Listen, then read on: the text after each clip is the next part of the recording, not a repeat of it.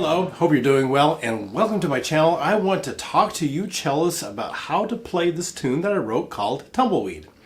When I write stuff, I'm really interested in writing something that's hopefully fun and cute and you enjoy it, number one. But number two, I'm also hoping that you learn something really specific. And in Tumbleweed, what I'm teaching is A major. And so what does that mean to play A major on the cello? Well, your brain, when you start seeing the three sharps, you need to start thinking extensions. I need to really work on extensions. So let me talk about what that is. On the D string, so you can look at the hand frame here, the diagram off to the side. If I just play like this is called a minor third hand. E to F is a half step, F to F sharp is a half step, F sharp to G is a half step, E to G is a minor third. Doesn't cut it, because that's a G natural fourth finger. I need it to be a G sharp. So how do you do this? Well, you need to do an extension, which means putting another half step between 1 and 2. And to do another half step between 1 and 2 now means that first finger E and second finger is an F sharp. That would make this a half step G and another half step G sharp. And this is what you need to be able to play on the D string. By the way, on the G string as well. I need to be able to go from A's to C sharps. But I'm mostly working on this tune on the D string so that you can get yourself up to F sharps or G sharps. Now if you look at the beginning here, you're thinking, wait a minute, there are no G sharps, I don't have to worry about it.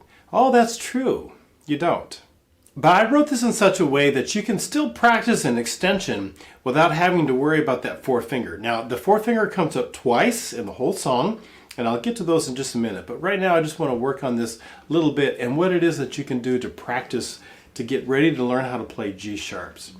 Well, at first, at the very beginning, you can actually just play the whole thing in first position.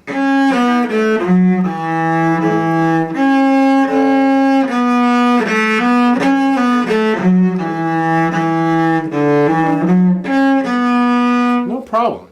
You play third finger C sharps, third finger F sharps, just like you always normally do. And then the melody repeats itself with the ending being a little bit different to a B. And so no G sharps, no need to do extensions. And that's okay. And I would like you initially, I would like you to practice this exactly that way so that you can get the melody in your ear. So you can get what C sharps sound like and what F sharps sound like.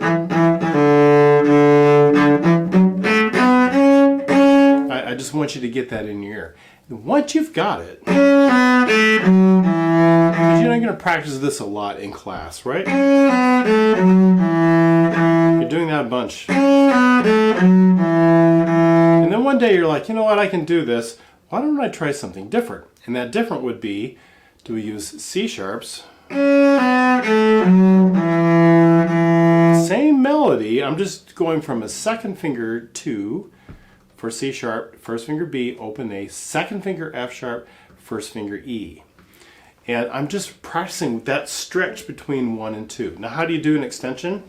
Well, I like to throw my elbow forward just a smidge, just go forward just a smidge, and take my thumb and scoot it down the neck a little bit. So here's my minor third hand and here's my extension. And my first finger just needs to stay put. I like to pretend that I just stick a nail in that first finger and just tack it to the fingerboard. Ouch, I know. But hey, there we go. It's stuck, right? And then I just simply move with that first finger. And I got to put in a space. So this same space, I need to make the same sounds, whether it's a third finger or a first finger. And then you can practice the whole thing with the second finger.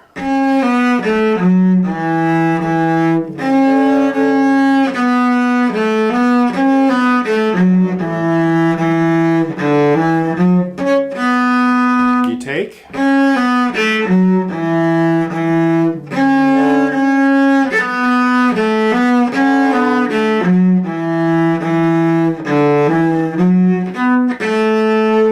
Cellist, so my sound is not super great, but the practice of that is what I'm trying to get you to understand. All second fingers, and then you're really working hard on what does that sound like, and that would be an extension, even if you're not going to use G sharps. Okay, just really, what you're doing is you're really practicing it, what it feels like between 1 and 2. By the way, something to really know. Anytime when you look in the literature, you see this in songs, you will see this X2 and then you will see an X4. And what they're trying to get you to do is think about an extension. But I don't like the X4. I know what they're talking about. They're telling you can't play G's, but you got to play G sharps. So I know what they mean. But sometimes students get confused and think they have to stretch their 4. You never stretch your 4. What you're doing is you're just putting an extra half step between 1 and 2. That is all that you're doing. Okay, it's not the forefinger. The forefinger is just kind of along for the ride, right? So D, E, F sharp, and then just along for the ride so that I can be able to play G sharp. It's really important that you understand that. The extension is really between 1 and 2. So we have this spot in 29 and 31 has this tremolo. This really light little sound that I want you to do. I want you to do this at the tip of the bow. Write in the word tip. Might pick up a pencil and do that, right? Tip. Write it in, please. It could be the top third, top quarter, something like this. I wrote this song called Tumbleweed, and it makes me think about a little tumbleweed just kind of going through an old mining town or old western. Maybe it's a movie set or something, and it gets stuck up on this cactus. And so this is kind of like the wind blowing, and it's trying to get it to, there's the A, sorry. It's trying to like wiggle itself loose out of that. And you're going to hear your friends do, yep, bum, bum, bum. They do this pizzicato little lick. And then you join them in the pizzicato after that. It goes E, D. And now you've got D, C sharp. Well, if I just do a good old hand, there's my extension. I have to have an extension in here to be able to do this, okay? So there's a couple things. You can play open D and practice the extension, and then I got the B, E, A, E, A. You can do it that way. That's one way of doing it. 1, rest, sorry, open D. All right, do it again. 1, rest, right, and then second finger B, E, A, E, A. That's one way of doing it. Another way of doing it is to shift. 1, hear the pitch, and that way I knew I was out of tune, right? Shift. You can shift into second position and play a 4-finger D, and that allows you to play C sharp with a 3, and then first finger B. And B to D is a minor third, so I just need a minor third hand in the second position. Right?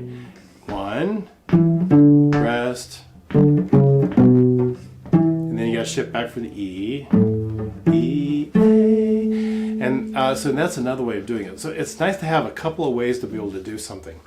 But again, so there's the one spot where I do need to do the extension if I'm going to stay in first position. It's also fun to practice third position or second position, D, C sharp, B, right? D, cis, B, and be able to hear that. And then at the very, very end, I've got the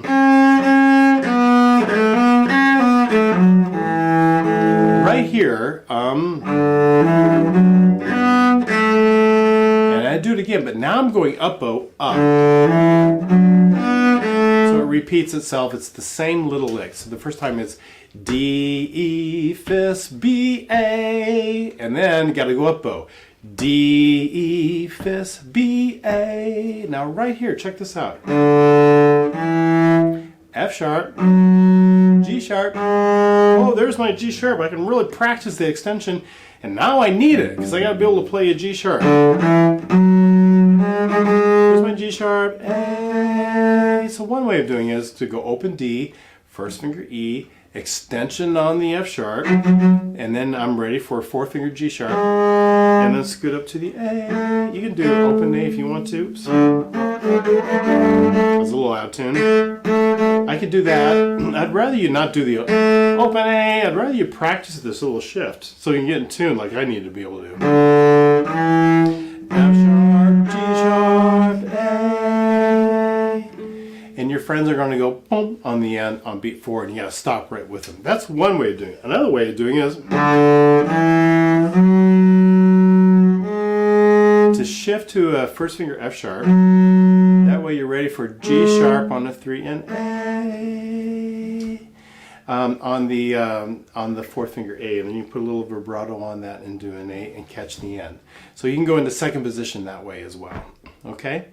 So a couple of different ways of doing that. But I hope you enjoy Tumbleweed. I enjoy writing it, and I enjoy how it teaches you. It helps you really work on the extension and lots of practice on that, and really learn that space. So really learn what A major is on the D string and G string, but especially on the D string, and what that feels like on a cello. Okay? All right, I will see you on the next video.